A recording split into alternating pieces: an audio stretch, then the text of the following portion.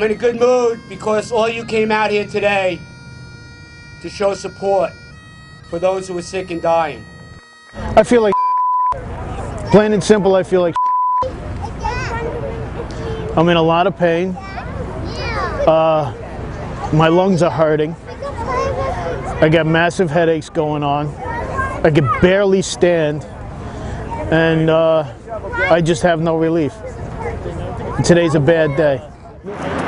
My name's Keith LeBeau. I am a World Trade Center volunteer, rescue recovery worker. On 9/11/01, I happened to be down here in the area. I saw the first plane hit, and I did about 100 hours worth of search, rescue, and recovery on the pile itself. This is almost the exact same spot where I'm standing now that I took these two pictures. As you can see, the walkway still exists. Nearly 10 years later, I suffer from at least 10 or more different injuries like GERD, RADS, which is restricted airway disease, which means the airways to my lungs no longer function correctly and are closing on me. I have asthma.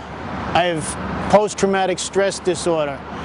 I have cellulitis. I have rhinitis and sinusitis, which means up inside here, the airways to my nasal passages are becoming shrunken. They're swelling up.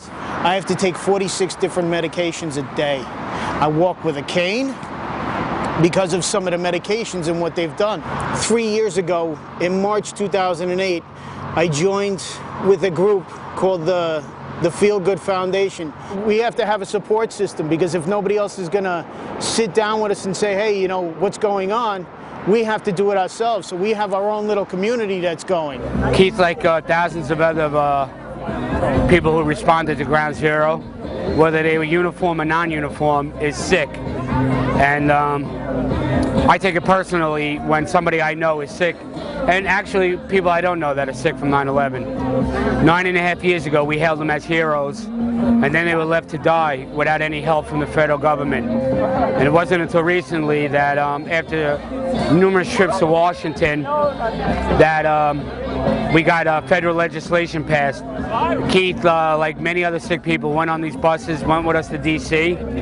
And while I get too much credit for the bill getting passed, it was a combined effort. It was a group effort of men and women who were sick and dying. I have to say, you know, John Feel and the advocates, they made the difference. They were the ones who came year after year, week after week, day after day, knocked on every Senate chamber door, every House member's door, and told their story.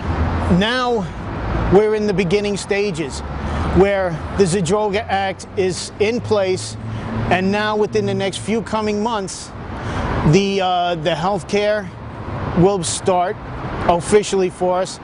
It might not save our lives or make us healthy again, but at least it'll be something that will, you know, enable us to have a life we once had.